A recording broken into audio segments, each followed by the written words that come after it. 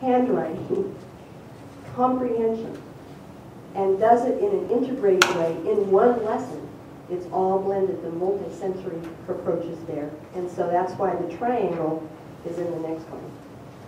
So I call this, we use the visual, the auditory, the tactile kinesthetic all together. That's why tracing and tapping are so critical for our kids. That's why Linda Mood developed lips, because she pays attention to what the mouth is doing. And the domains for the Orton-Gillingham instruction are not just sounds.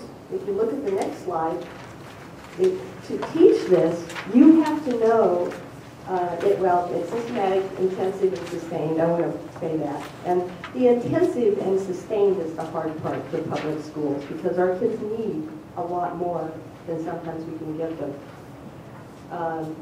So these are the domains that our instructors have to know to teach it. This is what we cover.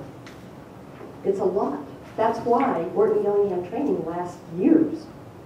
You know, I'm a fellow in the academy, and I had to teach college courses for 10 years, have 1,000 hours of supervised tutoring, and have a reading list longer than my leg to apply, to even get an apple to apply for that. I just want to show two different spelling lists, and this is for parents. This is a spelling list from a whole language program, and then we have, and what you see, we see words out of a child's reader for that week.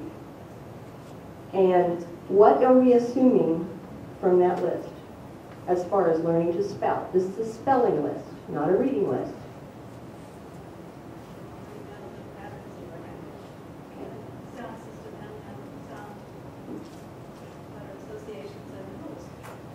Well, and they know how, you know, they can understand how the words are made up.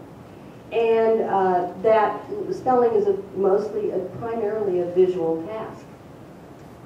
It's a visual memory task. Back in the 70s, there was a push, way back when, to say, if a child has trouble learning phonics, well, you just don't teach phonics. You go to the visual approach, okay? Blew that out of the water in the 70s. Gone, done.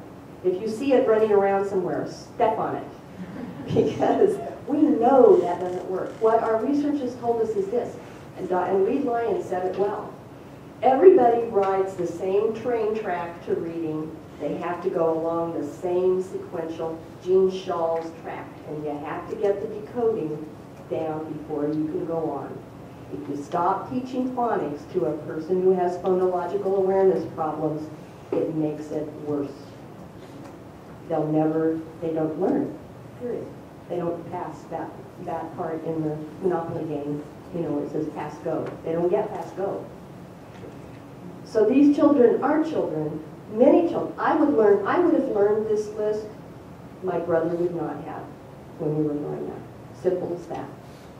Not only that, but I tell people this, and it breaks my heart because every time I say this, but my brother is older than I am by 5 years, and I sat by him on the sofa in the house the other one time a few years ago, and he had a particularly cruel teacher in 4th grade, and he had lists like this. And I said, tell me what that was like. We never talk about it. He won't talk about it. And he said, I can't talk about it even today. Because this is what happens. Then in the next list, by the time I came along, at least this list is what we call a controlled, pattern-based list. And this is how our children learn to spell. They can take on some sight words, but they have to learn that the language makes sense. What my brother's teacher told him in 4th grade was, you just have to learn the words. English is crazy. We don't even know why. Just do it. That's what she told him. So I know I'm running over a little bit, so I'm going to speed up here. Teaching methods that work for struggling readers, and we're talking about our dyslexic readers, but really, a lot of these methods work for all of the children who are in even that 60% and down, are under Samuel Orton's wing. You may recognize some of these titles: Alphabetic Phonics, Wilson Reading System, Wilson Foundations, Arlene Sunday's program, Sunday System, Slingerland, Spalding, Project Read, Recipe for Reading, Linda Mood Bell, Lexia, Herman Method. These are people who were initially, a lot of them, trained by Samuel Orton himself, like Romualdus Spalding and Bess Slingerland, and they went out to write a curriculum. But the difference is Orton-Gillingham is a training. So you don't go to your physical therapist and say, what curriculum are you using? The physical therapist looks at your body and builds the program around what you need. These are Orton-Gillingham-based programs, but as soon as you pick up a curriculum, you're following a set sequence, and that helps if you're teaching groups of children or if you're doing it in a group. And you can do it in even groups of dyslexic children if they're similar, and that's what Barbara Wilson will say.